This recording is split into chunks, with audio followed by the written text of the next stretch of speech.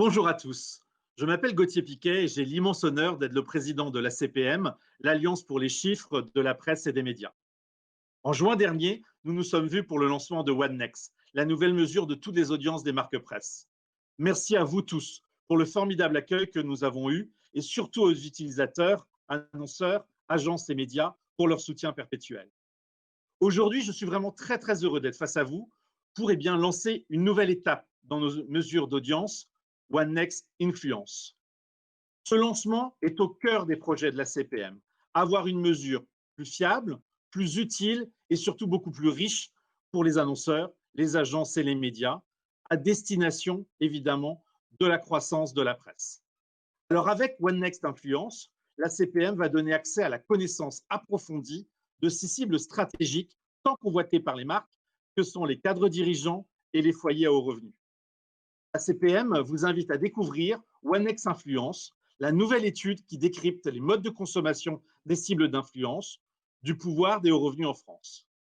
Alors, cette branche de la population dont la consommation, nous le savons tous, et l'influence sont essentielles pour les marques, et notamment pour certains secteurs, tels le luxe, l'automobile, la banque, vont être aujourd'hui décodés dans une toute nouvelle mesure, plus riche, plus moderne, tout simplement plus adaptée à l'ère d'aujourd'hui. OneX Influence, c'est surtout l'enquête la plus fine sur les ressources affinitaires médias et sur le comportement des consommations des cibles top cadres et hauts revenus. Alors, je suis très heureux de laisser la place maintenant à Katie Defalco, la présidente de la division Insight de Kantar, et puis surtout, Stéphane Baudier, le directeur général de la CPM, pour partager avec vous méthodologie et résultats de l'étude.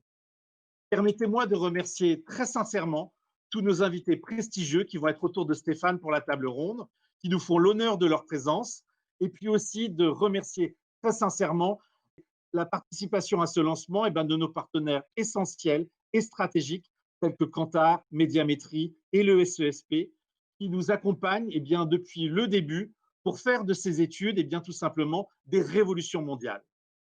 Je vous souhaite une très belle présentation et puis longue vie à OneNext Influence. Merci.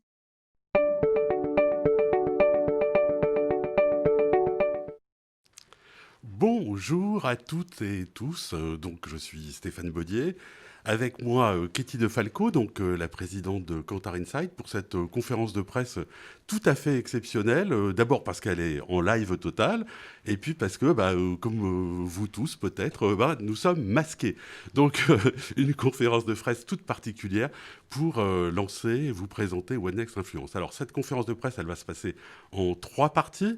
Dans une première partie, Katie Defalco et moi-même allons vous présenter la méthodologie, les grands résultats de l'étude. Je veux dire, c'est l'utilité de cette étude pour les annonceurs, pour les éditeurs, pour les agences et les annonceurs. Dans une deuxième partie, nous laisserons la parole à ceux qui connaissent, qui maîtrisent le mieux l'influence, le pouvoir de la presse. Ce sont les grands directeurs de rédaction. Donc nous avons la chance aujourd'hui d'avoir parmi nous quelques-unes des plus grandes directrices de rédaction avec un directeur de rédaction. Donc une présence plus que paritaire. Donc, ils vont répondre à 2 grandes questions. La première sur l'influence de la presse en 2020, et puis aussi de partager avec nous des anecdotes, des exemples de l'influence de leur marque média. Et puis enfin, en troisième partie, Corinne Vrégène. Corinne est la DG des Échos Le Parisien, mais c'est aussi la présidente du comité audience. Le comité audience, c'est l'instance de la CPM qui réunit les annonceurs, les agences, les patrons marketing pour bâtir nos études d'audience. Corinne répondra aux questions de l'assistance. Alors ces questions, vous pouvez les poser en continu sur communiquer@acpm.fr. Alors, on va rentrer dans le vif du sujet. OneNext Influence. Alors, tout d'abord, cette étude, elle a été bâtie avec 3 grands partenaires qui sont les références françaises, donc bien sûr Kantar, mais aussi Médiamétrie. Médiamétrie, la référence en matière d'études d'audience, qui nous accompagne en particulier dans la connaissance des audiences digitales. Et puis le CESP Insight. Alors c'est toujours très important de rappeler le rôle du CESP. Le CESP nous accompagne en continu pour nous conseiller, mais surtout pour nous auditer, pour faire en sorte que la méthodologie, la robustesse de cette étude soit incontestée et incontestable. Donc ce sont les garants de la qualité de l'étude One Next Influence. Alors One Next Influence, en quelques mots, c'est quoi ? C'est une nouvelle étude qui est vraiment totalement innovante, vous allez comprendre pourquoi, qui décrypte les modes de consommation des cibles d'influence, du pouvoir et de revenus. Donc une étude d'audience, elle permet aux éditeurs, d'abord puisque c'est eux principalement qui la financent, aux médias en général, aux agences, aux annonceurs, d'avoir accès aux habitudes de consommation et médias et produits de ces cibles ultra sélectives à très fort pouvoir d'achat, mais aussi à très fort pouvoir de prescription.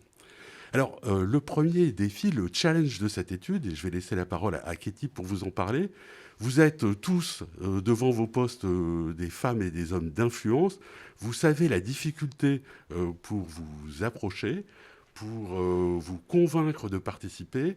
Je vais laisser la parole à Katie pour vous expliquer comment elle et ses équipes sont arrivées à vaincre, à remplir ce challenge, de convaincre plus de 10 000 Français de cette cible de participer à l'étude. Katie Defalco, la présidente de Kantar Insight. Merci Stéphane. Je crois que pour bien comprendre les enjeux qu'on avait face à nous et le défi, c'est de revenir sur la cible qu'on a interrogée. Alors, il faut savoir qu'on s'est attelé à interroger les revenus les plus élevés, donc le top 10 des foyers dont les revenus sont les plus élevés. Et à l'intérieur de ce top 10, nous avons même travaillé sur le top 1. En interrogeant plus de 500 personnes qui figurent dans le top 1 français. Donc vous pouvez imaginer que ces personnes, elles sont très compliquées à joindre. Et à l'heure du digital, c'est l'oral qui a fait la différence. Il était impossible et impensable de travailler sur ces cibles avec nos panels online habituels, puisque vous voyez qu'on a fait plus de 10 000 interviews, donc au global des top 10 et cadres dirigeants, donc 500 sur le top 1. Et c'est par téléphone que nous les avons jointes, ces personnes, avec une équipe réduite d'enquêteurs. Vous voyez, une centaine d'enquêteurs. C'est très peu pour réaliser ces 10 000 interviews. Il leur a fallu beaucoup d'acharnement, puisque une interview est réalisée après 86 appels. Parce que vous pouvez l'imaginer, ces personnes, finalement, qui figurent dans le top 10 ou dans le top 1, peuvent être assez frileuses à nous donner des informations personnelles, confidentielles, avec toujours ce stress de pouvoir être enregistré et rediffusé.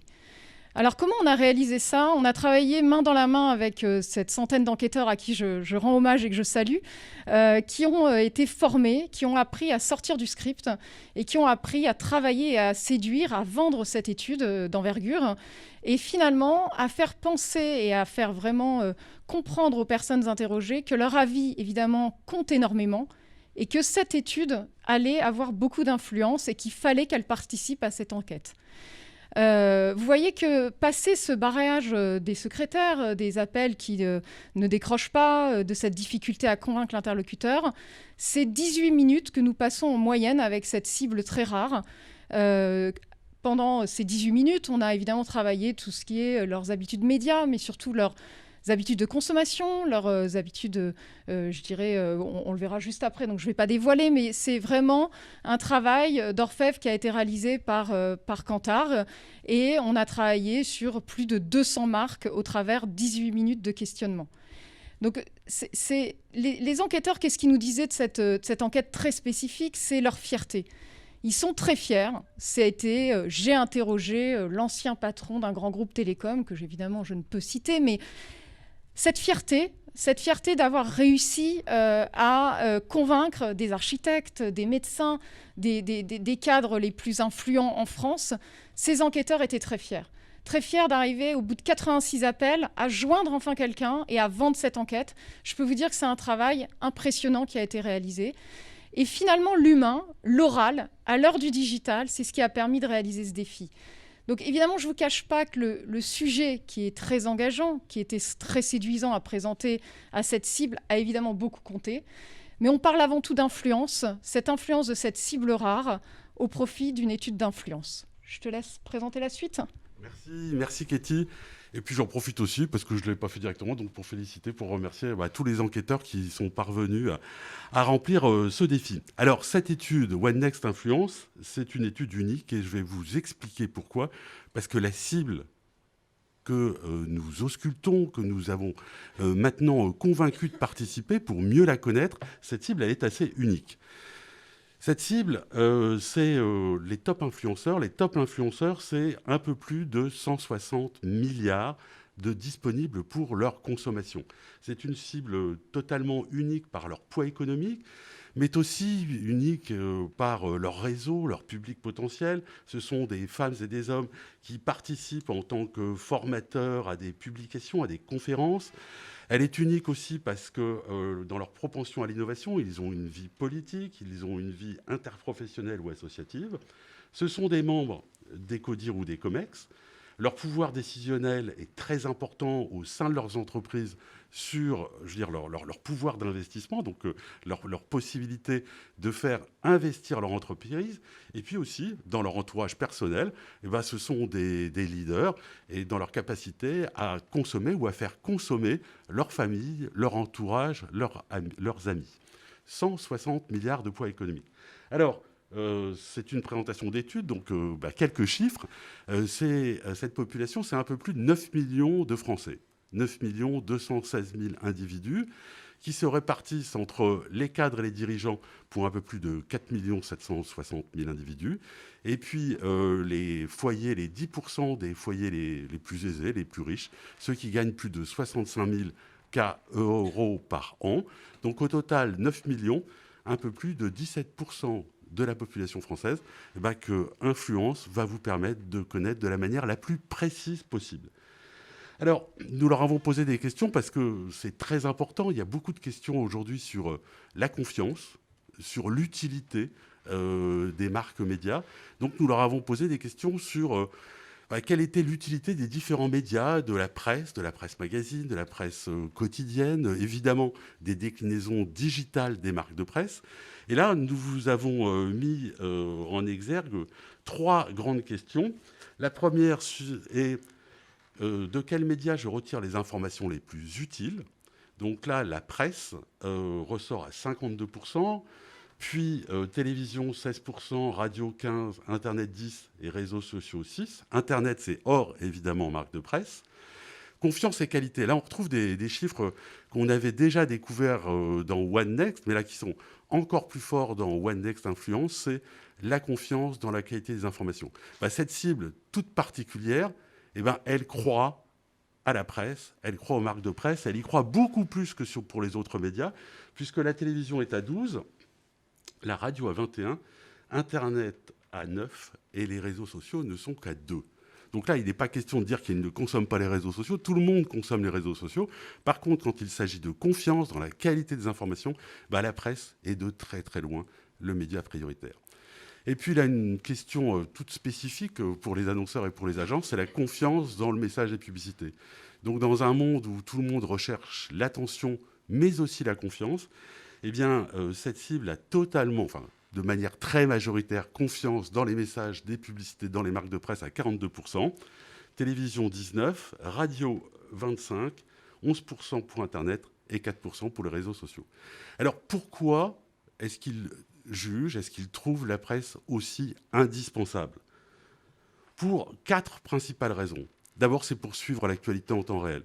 Donc on l'a vu à travers les résultats de One Next, puis vous le vivez tous les jours, cette cible est surconsommatrice des déclinaisons digitales des marques de presse. Je veux dire, ils passent leur journée, comme vous, comme moi, sur leur smartphone, à suivre les applis, et c'est la principale raison pour laquelle ils consomment autant la presse, c'est pour suivre l'actualité en temps réel à 83%. Puis la culture, pour être au courant de certains événements, les expos, les soirées à 55%. Le partage, on l'a vu pendant le confinement, on partage énormément parce qu'on croit en les articles des marques de presse. On partage les articles des marques de presse et à 38%, ils partagent. Et puis de trouver des informations que l'on ne trouve pas ailleurs à 32%. Au total, cette cible, c'est plus de 17% de la population française, et bien 98%, ce sont des lecteurs d'au moins une marque de presse par mois. C'est-à-dire pratiquement 100% de cette cible est consommatrice et grosse consommatrice des marques de presse. Alors, quelques preuves de leur influence. L'intérêt, parmi tous les intérêts de l'étude One Next Influence, c'est la possibilité de croiser les consommations médias et les consommations produits. Donc, de faire ce qu'on appelle du média marché. Donc, quelques exemples. Alors, honneur à nos invités. Par exemple, les lecteurs du Parisien, pour 64% d'entre eux, donc ça c'est tout le travail formidable des rédactions du Parisien pour accompagner la mutation écologique. 64% des lecteurs du Parisien privilégient les circuits courts et les produits locaux lors de leurs achats. Pour Le Monde, en moyenne, chaque mois, 58% des individus qui conseillent et influencent leur entourage dans les grands secteurs de consommation, ils sont lecteurs du Monde. Pour Le Figaro, 66% des possesseurs de la marque Dior sont lecteurs de la marque de presse Le Figaro. Donc là, on voit tout l'intérêt pour les annonceurs. Donc ce sont les chiffres que vous pouvez tous retrouver dans Influence pour toucher les cibles les plus précises possibles d'acheteurs ou de non-acheteurs pour développer votre business. Encore quelques petits chiffres pour bien vous démontrer la finesse de ciblage sans équivalent. Le Point, 38% des influenceurs choisissent en priorité une marque de luxe, ce sont des lecteurs du Point. Pour toutes les startups, pour tous les créateurs d'entreprises, 40% d'entre eux lisent les Échos. Quand on souhaite toucher des futurs créateurs d'entreprises, les Échos s'imposent comme une marque qui les touche à plus de 40%. Donc des chiffres qui croisent marque, produit, consommation média. Dans Influence, vous allez retrouver toutes les possibilités de ciblage. Alors, honneur aux vainqueurs. Donc là, le top 10 des marques les plus influentes en France sur cette cible. Donc en numéro 1, la presse quotidienne régionale, donc à travers le produit PQR66. En numéro 2, avec un peu plus de 6 millions de lecteurs brand, c'est-à-dire à la fois les lecteurs papier et les lecteurs digitaux du Figaro pour un peu plus de 6 millions, puis suit Le Monde, Le Parisien aujourd'hui en France, L'Équipe, Femme Actuelle, Les Échos, Paris Match, l'Obs et Le Point. Voilà le top 10 des marques de presse qui touchent la cible des top revenus et des top managers en France. Alors, ce qu'il faut bien avoir à l'esprit pour comprendre toute l'utilité d'influence dans vos plans médias, dans votre connaissance des cibles les plus précises, c'est une nouvelle étude qui est totalement unique, comme vous l'a dit Cathy De Falco, dans la manière de recruter ces 10 000 personnes représentatives de cette cible très compliquée. Donc une nouvelle étude unique qui, d'une certaine manière, quantifie, redéfinit l'influence. C'est une population ultra sélective, à la fois dans ses sphères professionnelles et dans sa sphère privée, donc les top cadres et les top revenus. La possibilité, à travers le média marché de One Next Influence, de cibler au plus près, et ce pour 10 secteurs, pour un peu plus de 200 marques. Vous avez la possibilité, marque par marque, d'avoir les consommations de ces 200 marques. Et enfin, c'est un nouvel éclairage sur les forces des marques de presse, puisqu'il y a un peu plus de 50 marques de presse qui ont participé à cette étude. Voilà les grands points à connaître pour Influence. Nous avons prévu tout un tas de réunions beaucoup plus précises, beaucoup plus spécifiques avec les agences et les annonceurs. Mais cette conférence de presse, elle est d'abord pour ceux qui maîtrisent, qui connaissent le mieux l'influence, les journalistes. Et je vais maintenant passer à la deuxième phase de cette conférence de presse, la table ronde autour de l'influence.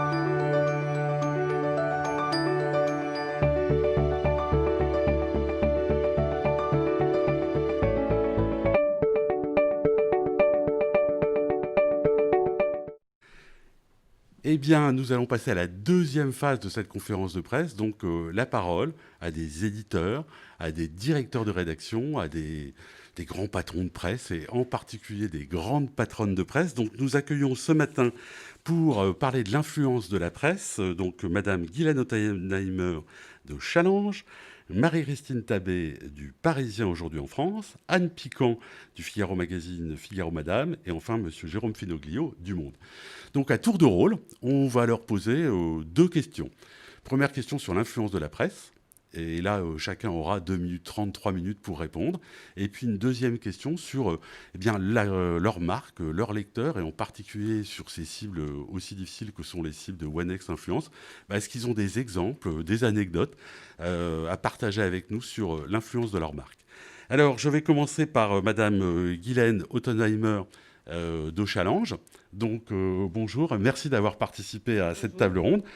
Alors, l'influence de la presse 2020, elle est en forme, vous la pensez comment?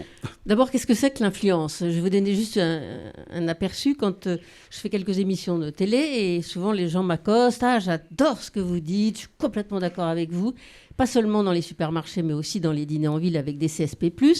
Et je leur demande, « Ah bon, quoi par exemple ?» Ah ben je sais pas, là, tout ce que vous dites sur les écolos, quoi. Donc finalement, en fait, les gens sont contents de retrouver dans leurs médias préférés l'opinion qu'ils ont.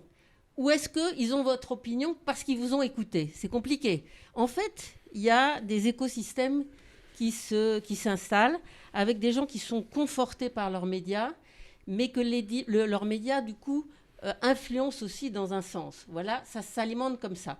Il y a très peu de gens qui sont de droite qui lisent régulièrement Libé. Il y en a un petit peu, hein, heureusement. Mais il y a très peu de gens de gauche qui lisent régulièrement Le Figaro.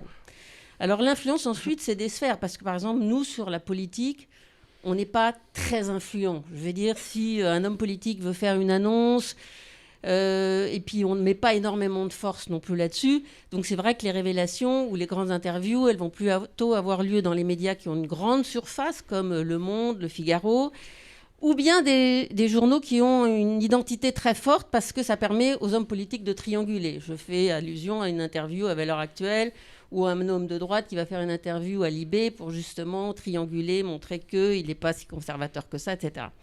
Donc c'est compliqué pour nous, la politique. En revanche, dans le monde des affaires, c'est vrai qu'on voit qu'on a un impact très fort. Je prends un exemple. On fait une sélection des startups tous les ans. Et il y a 4000 dossiers qui sont déposés pour 100 startups qui sont sélectionnées. Alors, je ne vous dis pas le nombre de coups de fil, etc. Et à l'arrivée, quand même, dès le début, on a suivi des startups comme Doctolib, Blablacar.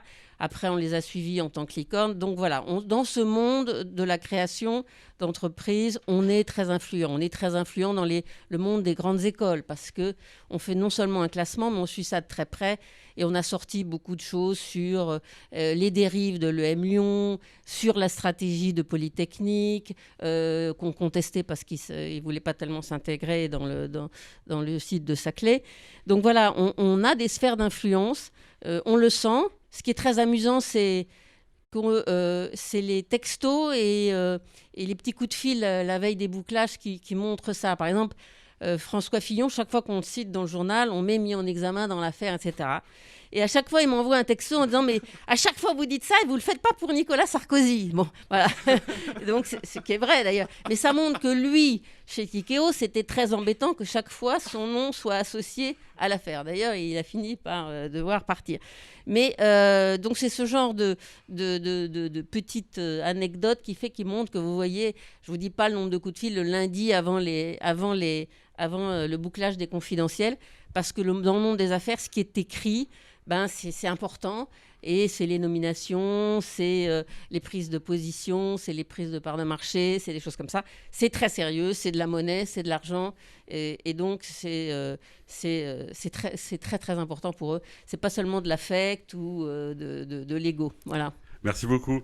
Marie-Christine Tabé du Parisien aujourd'hui en France. Alors, tout d'abord, l'influence de la presse en 2020. Quel est votre avis?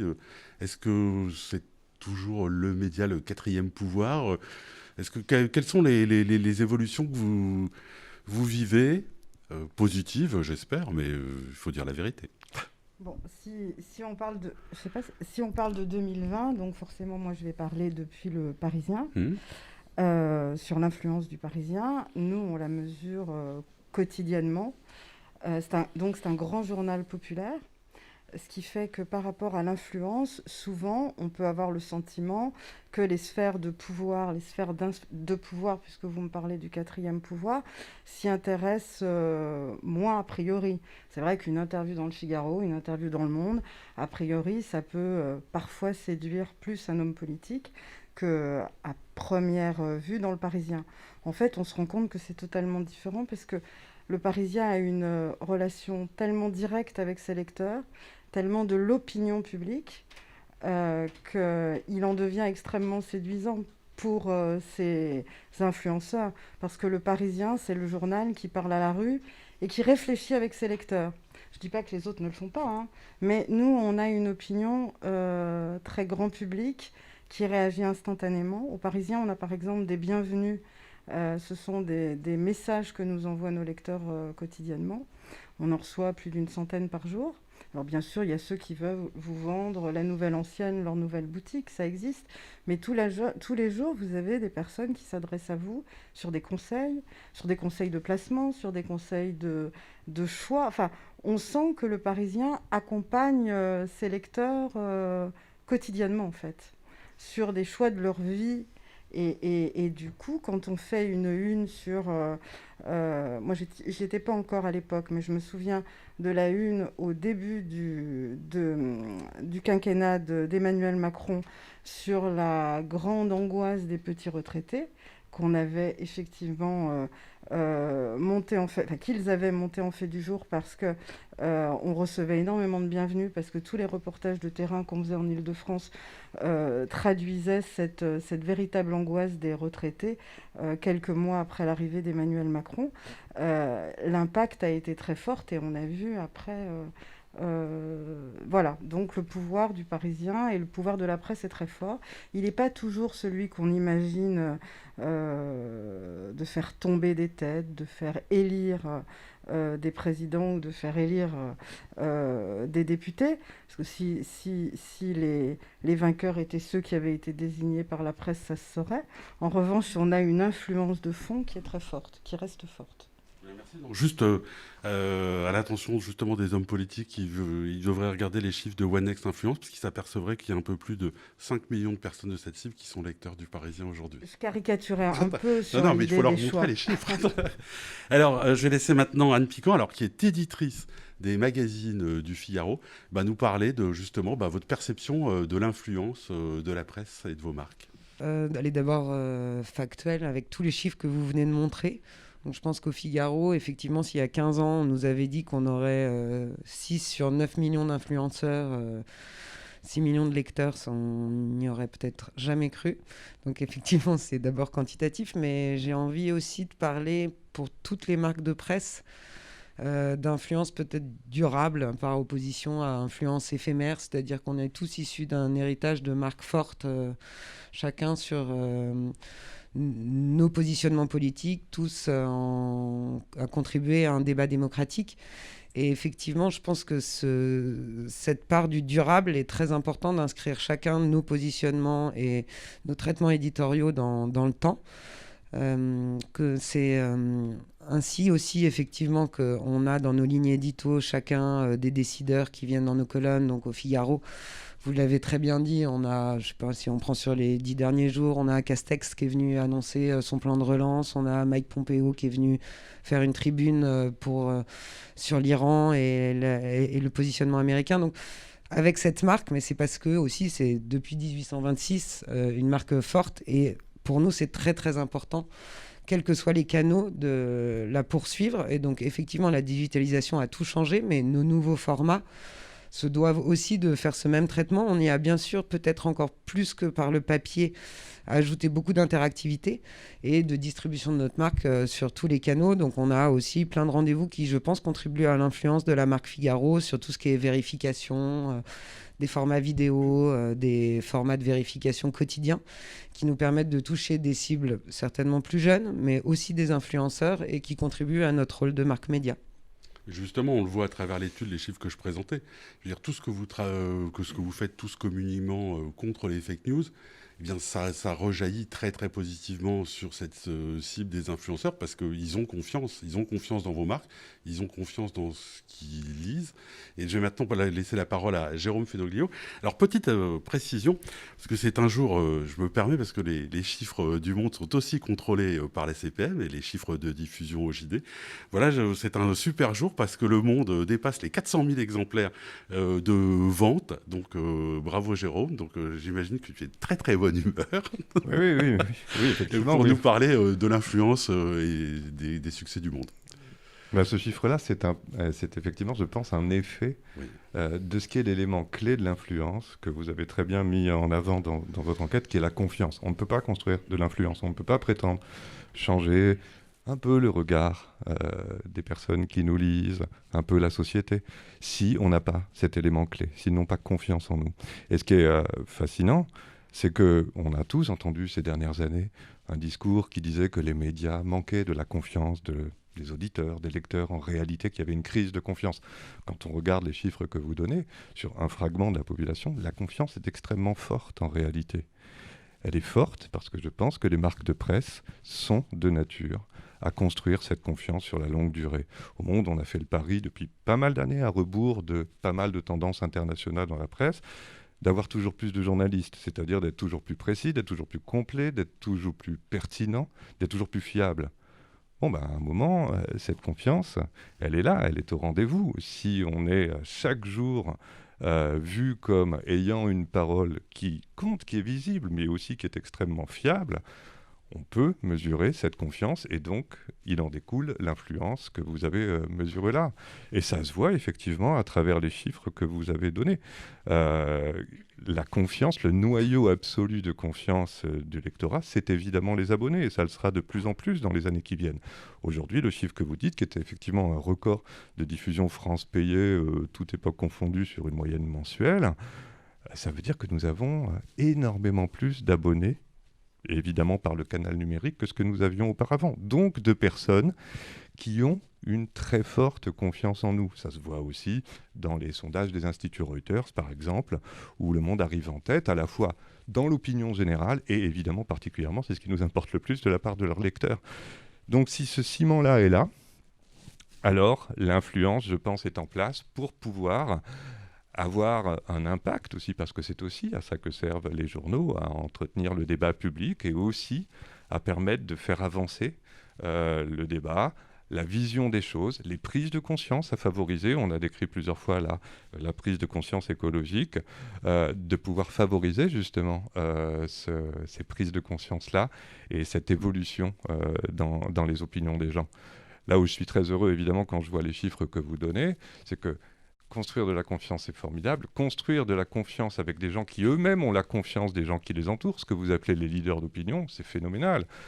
Je vois qu'on est à près de 60% de leaders d'opinion qui nous classent comme étant les plus influents, qu'on a aujourd'hui les plus hauts revenus, ce qui n'était pas évident pour Le Monde il y a quelques années, les plus hauts revenus qui nous font confiance. Ça veut dire que ce travail de long terme, qui commence effectivement avec des contacts avec des populations les plus jeunes et qui se construit dans la durée, il est extrêmement productif. Et donc c'est un message vraiment d'optimisme très fort. La confiance est au rendez-vous, donc l'influence est là, et nos marques, les titres de presse, ont vraiment un avenir, à mon avis, brillant devant eux, parce qu'ils ont cet élément clé de l'influence et de la relation avec les lecteurs qui est la confiance. Alors, on l'a vu, et je voudrais que vous nous disiez quelques mots sur les résultat très décevant des réseaux sociaux. Les annonceurs, enfin nous particulièrement, on les rencontre, ils nous parlent beaucoup d'Instagram, de Facebook, de LinkedIn. Ben, on s'aperçoit que ces cibles d'influence, en fait, on le sait, ils consomment, parce que nous consommons tous des réseaux sociaux, en fait, ont très très faiblement confiance dans la qualité des informations ou dans les messages des publicités. Donc, par exemple, Anne Piquant, qui est très éditrice, sur justement l'influence... Comment vous percevez l'influence, l'efficacité de la publicité à travers les expériences que vous pouvez avoir avec des marques et des annonceurs? Alors, il y a plusieurs choses. Nous, d'abord, on se sert beaucoup des réseaux sociaux pour aller toucher ces nouvelles audiences et aller distribuer notre matière et recruter des abonnés. Donc, on en fait un usage. En revanche, c'est sûr, effectivement, que les marques chez nous viennent beaucoup plus pour de l'image et beaucoup moins pour du quanti et du clic. Et on le voit très bien à la fois sur notre site et sur notre presse papier. Les marques viennent pas chercher la même chose du tout. Elles sont effectivement dans un contexte où, d'ailleurs, c'est amusant, on voit là beaucoup revenir quand même dans l'actualité la notion de contexte de plus en plus importante avec tout le débat qui, moi, me rend sceptique sur le fait que les marques ne veulent jamais être associées à certains mots-clés, et c'est très compliqué pour une marque média généraliste puisque naturellement on fait notre trafic sur les gilets jaunes, le Covid, et donc si on doit diffuser les publicités digitales uniquement sur des contextes éditoriaux culturels et sociétal, c'est pas du tout représentatif de notre rôle de média généraliste. Donc, dans le combat avec les réseaux sociaux, ça me paraît toujours fou, dans le sens où dans les fils, vous êtes toujours à côté de la grand-mère et d'un contexte éditorial ridicule. Donc, je pense que c'est un gros combat à mener, ça, pour la monétisation de nos sites. Parce qu'effectivement, si on a...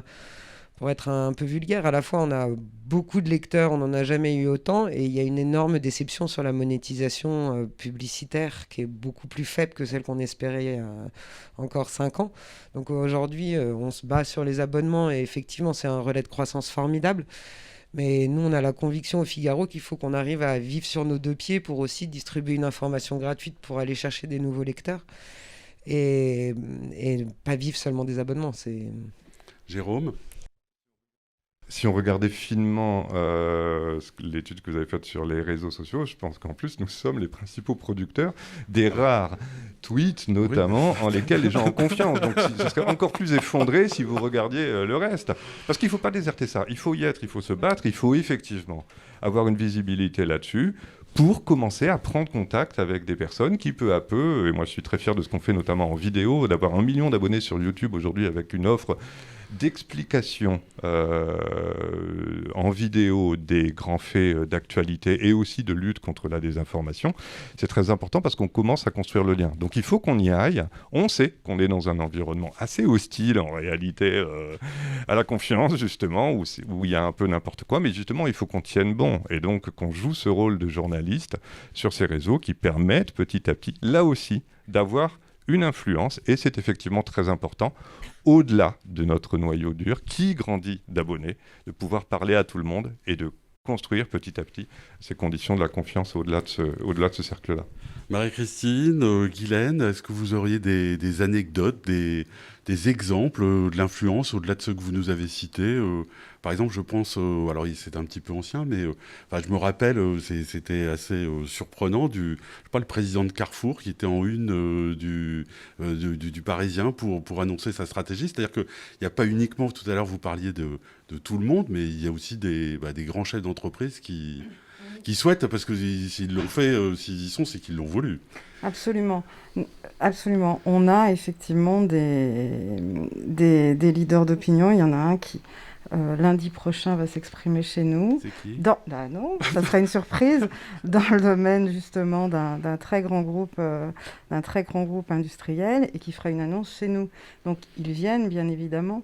Ce que j'essayais d'expliquer tout à l'heure, c'est qu'ils ne viennent pas forcément quand... moi, je me souviens, quand je suis rentrée dans ce métier, quand je suis rentrée dans ce métier il y a maintenant quelques années, on nous parlait effectivement déjà beaucoup des marques, hein, c'est pas et on nous expliquait, les étudiants aux terrasses du café, qui avaient envie d'avoir sur leur table Libération, Le Monde, mais effectivement pas forcément Le Parisien. Donc tous nos titres ont des histoires et ont des positionnements.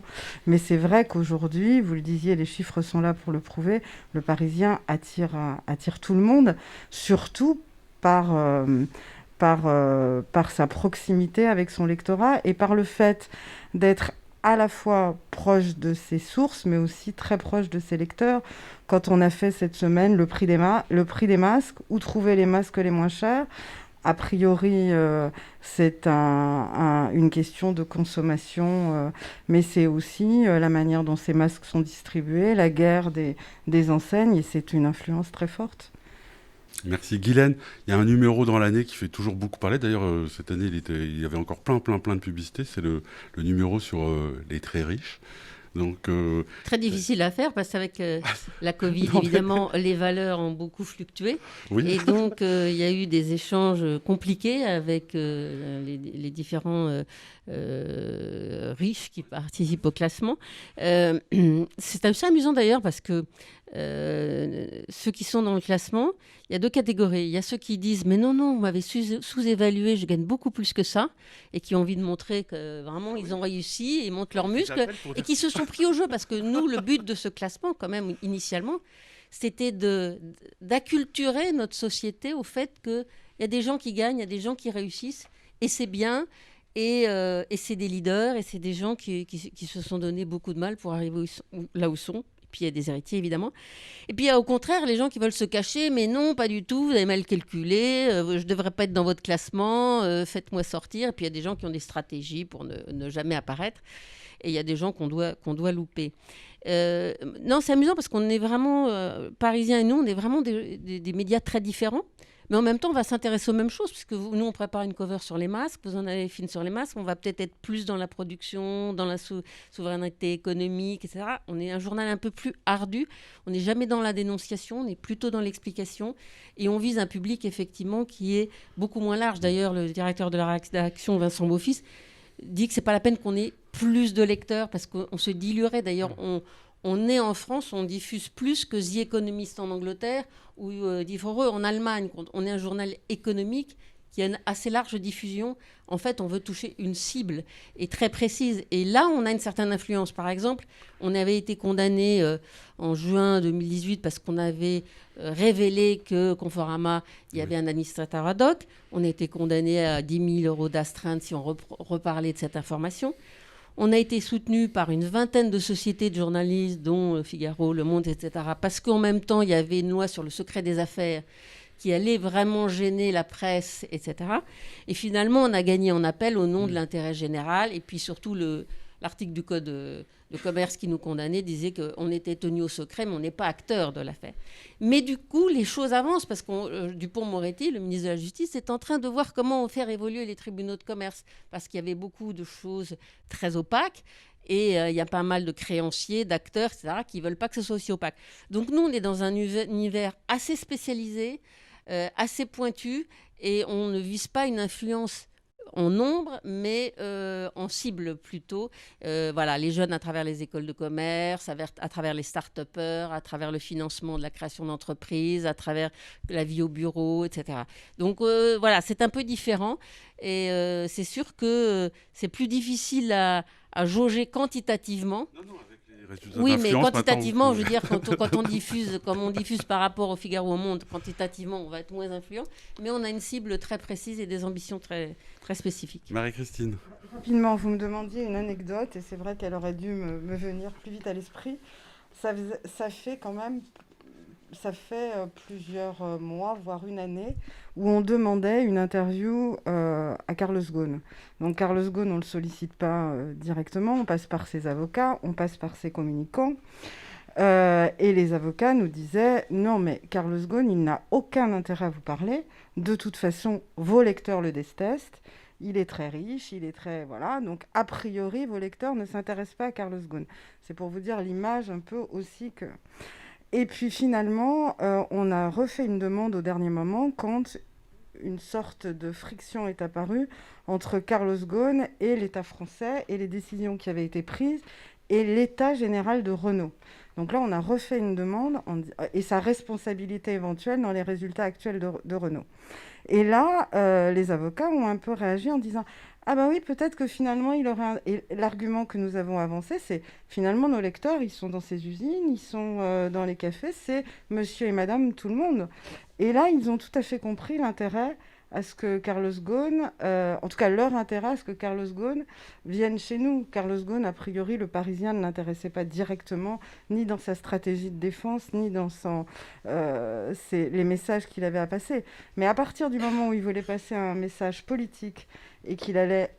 nos lecteurs commençaient à devenir... Nos nombreux lecteurs commençaient à devenir très intéressants pour Carlos Ghosn. Merci. Conclusion, Jérôme, Anne, un exemple, une anecdote sur l'influence du monde. On a beaucoup cité l'écologie tout à l'heure comme quelque chose sur lequel on est interpellé aujourd'hui. Pour le coup, on voit bien qu'en quelques années, nous, c'est un pari qu'on a fait il y a très longtemps. On a créé un service Planète, on s'est dit, une intuition journalistique nous a fait dire, non, mais ça, quelque chose est en train de changer, il faut qu'on le raconte. C'est une formidable histoire journalistique, et puis c'est en train de changer la vie des hommes et des femmes qui nous entourent, des pays entiers, de la planète. Et donc on voit bien, après avoir porté cet effort éditorial, sans l'avoir calibré vers une cible en réalité, à quel point aujourd'hui, dans les détails de votre enquête, on se retrouve aujourd'hui beaucoup plus lu par des lecteurs qui ont envie de changer de voiture pour passer à l'électrique, des lecteurs qui réfléchissent beaucoup plus qu'avant à des critères éco-responsables pour prendre leurs vacances. Beaucoup plus de lecteurs sont chez nous là-dessus. Donc, d'une certaine manière, à la fin, il y a aussi une influence vis-à-vis d'une évolution de la consommation. Et donc, qu'est-ce qui a fait que ça a bougé ? Je pense que c'est aussi le fait que des journaux se soient mobilisés là-dessus et favoriser une prise de conscience qui est réelle et que petit à petit, les choses changent. Et donc, du coup, on en a aussi un retour forcément sur la vision que peuvent avoir de nous les leaders d'opinion et la manière dont ils peuvent eux aussi agir sur leur entourage pour changer leur vie quotidienne. Ce sont des exemples concrets, précis, de ce qui, en quelques années, fait l'influence d'un regard éditorial et qui, peu à peu, change le regard sur la réalité. Eh bien, merci beaucoup, merci à tous les quatre. Merci aussi d'avoir répondu à ces questions masquées. Je sais que c'est pas forcément facile. Donc, nous allons maintenant passer à la dernière partie de cette conférence de presse, donc pour répondre à vos questions de journalistes, à vos questions de spécialistes. Et donc, je vais laisser Corinne Brégène, qui est la présidente du comité audience, vous retranscrire les questions et y répondre. Merci, Corinne. Merci Stéphane. Donc j'ai quelques questions là, mais qui se recoupent pas mal autour globalement des points forts et des aspérités de cette étude influence. Là, en résumé par rapport à ces questions-là, ce qu'on peut dire, c'est que si on devait retenir 3 points forts, on dirait qu'il y a 2 points liés au périmètre, à l'angle spécifique inédit de cette étude, et un point sur la méthodo. Les 2 points sur le périmètre et l'angle inédit, c'est quoi ? C'est d'abord ça a été beaucoup dit sur la différence entre premium et influence, puisque l'étude historique, native, c'était l'étude premium. On a changé le nom, on est passé de premium à influence. Pourquoi ? Parce qu'on a voulu, et je crois que ça a été très bien illustré par vous 4, via vos anecdotes, on a voulu vraiment angler l'étude, pas sur le statut des individus étudiés, que ce soit dans la société ou dans l'entreprise, mais plutôt sur leur impact, sur leur rayonnement, et au niveau perso et au niveau pro. Donc c'est bien de ça dont il s'agit avec l'influence. Ça, c'est le premier point. Le deuxième point, et donc il y a évidemment un impact méthodologique derrière ça. Le deuxième point qui me paraît important, c'est que cette étude, elle est complètement inédite. Elle est vraiment, en termes d'innovation, elle est vraiment notable. D'ailleurs, je me permets de dire qu'il n'y a que la presse aujourd'hui qui propose une étude aussi pointue, aussi sophistiquée, aussi granulaire sur cette population-là. Il n'y a pas d'équivalent dans les autres médias. Donc, je pense que c'est important de saluer ça aussi. Je crois que ce qui est important là, c'est de dire que, et tu l'as dit tout à l'heure Stéphane, il y a cette étude, en fait, elle couvre 10 secteurs d'activité via les attitudes et comportements, via ce qu'on appelle les médias marchés. Donc, il y a 10 secteurs qui sont couverts, il y a 200 marques qui sont étudiées. Donc, en termes de granularité, on peut aller très, très, très, très, très, très loin dans la consommation et les attitudes de ces toucher 9,2 millions d'individus extrêmement intéressants. Et puis après, troisième point, je pense aussi important, et d'ailleurs ça correspond à une question aussi, c'est sur la méthodo. Qui est étudié. Donc, tu l'as dit tout à l'heure, on est passé par rapport à l'étude premium historique, avec l'étude influence, du top 8 au top 10. Ça veut dire quoi? C'est très important parce que le top 10, c'était une opportunité pour nous de prolonger l'étude One Next et de continuer de façon granulaire à analyser les barreaux après les revenus supérieurs à 65 000 euros. Avec One Next, vous avez quelque chose de macro sur les plus de 65 000 euros. Là, vous avez barreau par barreau des choses plus détaillées, plus spécifiques, plus pointues sur cette partie de revenus. Donc ça, c'est aussi un point important. Voilà, en gros, c'est les grandes questions qui ont été posées. Eh bien, merci. Je vais maintenant conclure. Donc, je voulais tous vous remercier. Remercier en particulier tous les journalistes des grands quotidiens, des grands magazines qui ont suivi cette conférence de presse. Merci pour votre présence. Merci aussi à tous les annonceurs et les agences qui ont suivi. Donc, vous étiez un peu plus de 355 inscrits. Donc, c'est très agréable. Merci, mesdames. Vous le remarquerez, je veux dire, la parité... elle est à la CPM, elle est même plus que paritaire, puisque, et je voudrais que ça continue, je veux dire, la gente féminine est très très majoritairement représentée. Donc, influence les équipes de la CPM, nous sommes à la disposition de tous pour des présentations plus précises. Merci aussi aux équipes de Broadcast Associés qui ont permis à ce live de se réaliser, et puis aux équipes de Patricia Goldman. Voilà, nous sommes tous à votre disposition. Regardez, ce sont des chiffres formidables, en particulier sur la confiance de ces cibles très difficiles à toucher envers les grandes marques de presse. À très vite, à très bientôt, masqué.